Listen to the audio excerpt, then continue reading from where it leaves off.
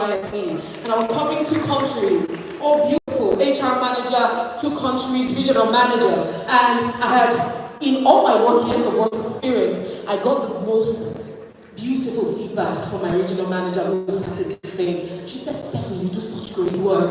You're one of the best we've had in the region. And my head was in the clouds. Fast forward 3 days later, she said, let's go have a meeting in the GM's office. And while we were there, she said, Stephanie, I'm sorry, but the management has decided to terminate your appointment with immediate effect. And I said, why? She said, it's a management decision. And I said, but when we chat to another, we understand, we tell that to people. But you can't tell me that because I'm a part of management. What did I do? After a long back and forth, you're a great HR professional, do great work. It's just that you don't fit into our way. Those words haunted me. And within 10 days, I contemplated suicide. And someone will say, why? Because at that time, we were actually going through a lot in my family. And my salary was the most stable income. So when we left, I saw nothing else. And I really wanted to kill myself. But what held me at that point, and which is why it's important that I'm here, is that there was a woman that had left a mirror for me to look at. I lost my father when I was 7, and I'm the last of 5. And family took everything by tradition. So my mother started from ground zero. And I saw a woman who started from ground zero with 5 children, and we all graduated from the university. And I told myself then, if I kill myself, my husband may not be able to handle it. If he kills himself, what will happen to my 2 sons? And I found a reason to fight back. But one of the things I recognized was that because the reason I was going through what I'm going through was because I had defined myself by the job. So I didn't see myself outside of it by the HR professional, earning in naira and dollars, traveling. They don't tell me no when I want to get visas. Because of where I sat, I suddenly realized that I had no identity outside of the job. And so I hit ground zero. And I recognized I was a certified coach, national, local and foreign, HR professional, local and foreign profit. I mean, all of that, I paid myself. I had invested too much in myself. And when I lost that, I lost everything. But one of the things that helped me come back to my center was recognizing the ability to strip myself of everything, of the makeup, of the cars, of the outfit, of the accolades, and every single thing that I had defined myself as, and ask myself that question, who am I? And the ability to remember that the master was once traveling and distributed talents to one even 1, to another 2, and to another 3, each according to their capacities. And I asked, what is my capacity outside of human resources, outside of HR, outside of everything that I've built around myself that gave me a sense of meaning? And I began to redefine myself and recognize that I am God.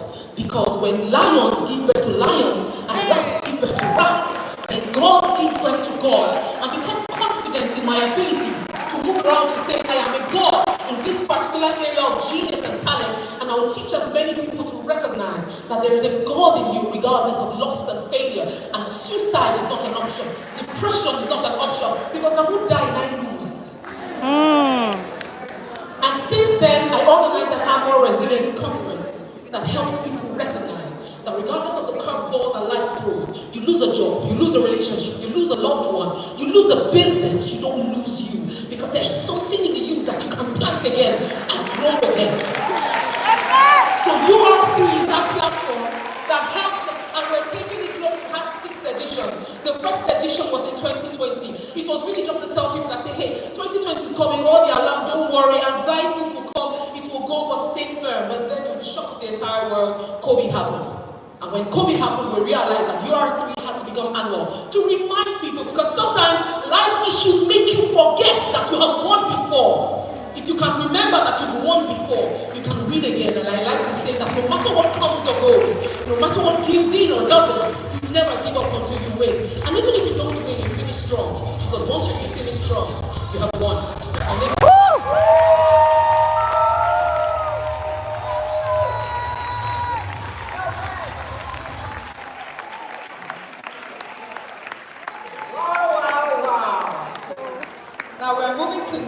the second person? Second. So Strategies for women who can change by A1A for Ginaldo. You want to take coffee? No.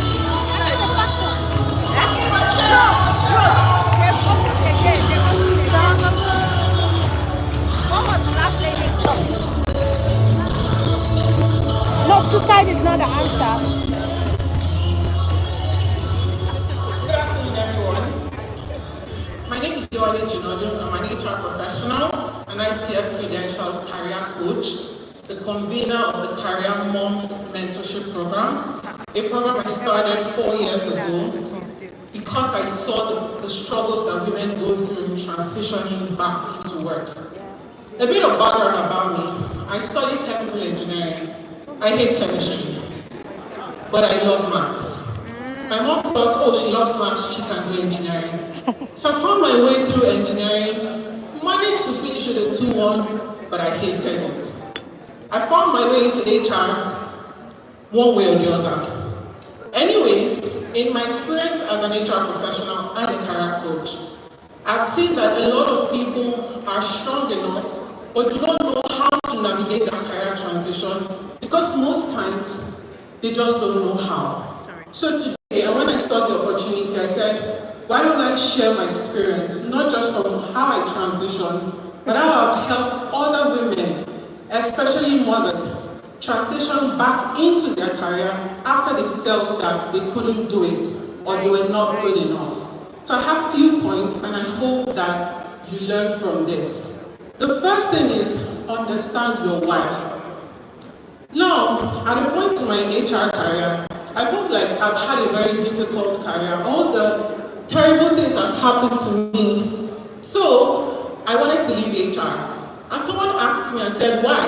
I said I wanted to go into product management because they're making money and they have life easier. And then I realized that I didn't need to leave HR, I just needed to leave that toxic workplace. So the first thing is, why do you want to transition? Sometimes you may not need to move from finance to supply chain or HR to finance. You just may need a new environment. Second, understand your strength. Now, people come from a place of they're doing me a favor. So, I've left work, I'm a mom, 5 years. Would anyone hire me?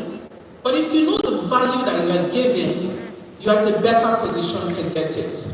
Now, if you go to a market and you want to get a tomato, you see 5 women, right? Who do you go to buy the market from? You look at the person that has the brightest tomato, and it's not spoiled.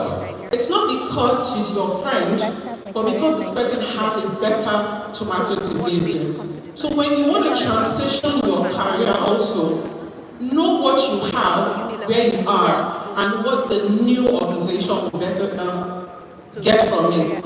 That is where you identify your transferable skills.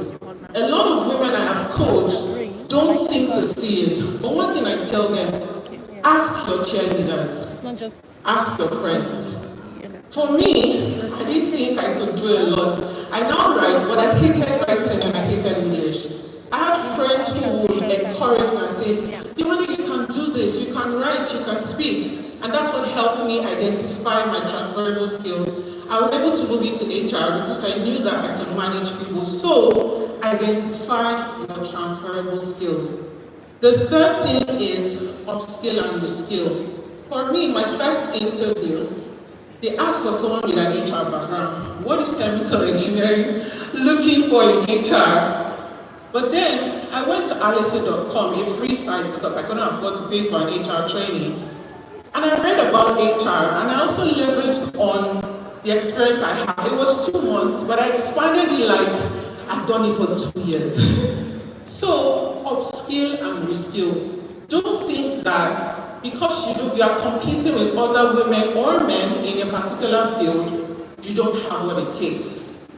Now, the fourth one is you are a product. Don't fit in, stand out. One thing I tell people is this: if you see your career as a product, you are offering services. You're not selling your body, you're offering what you know. So the same way you package a product, package yourself. Another thing is this, right? If you don't think that you can transition, if you don't even think you can do it, like you're selling a phone, and I look at you and say, are you sure this phone can work? And you're like, I'm not sure. Let me go and check. Would you buy the phone? No, because even the person that is selling the phone does not even believe that it works. So if you treat your career like a product, you have a better chance of even learning how to ensure that you get better or move next. Last but not the least, overcoming self-doubt. I'll share my story as I round up. Generally, I'm the only girl with 2 boys, and I've always had different people to measure up with. One thing that has helped me overcome self-doubt is also the kind of people I've worked with. I remember when I was called to come and speak, I was like, can I do this? But I had the best of people encouraging me. So even if you go through that challenge where you need to transition, have good friends and be intentional. Thank you.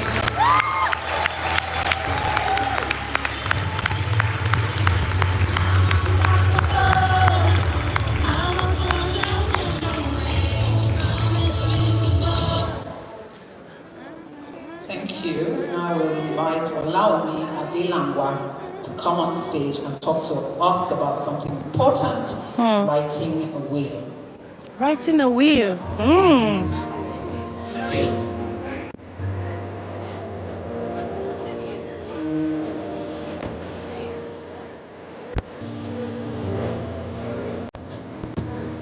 Fresh, okay.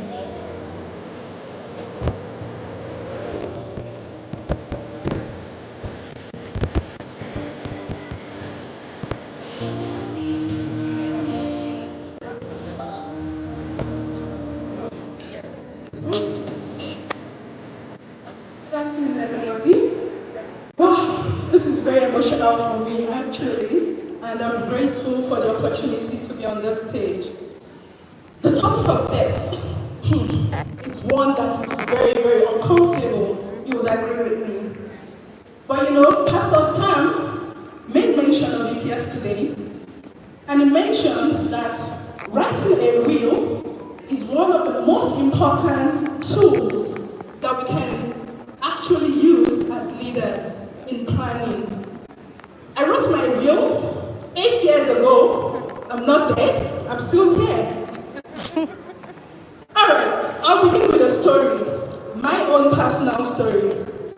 This girl you see here was just 4 years old, exactly 36 years ago, when my dad passed. Once in 3 hours, but not when you are doing it. He was a computer engineer.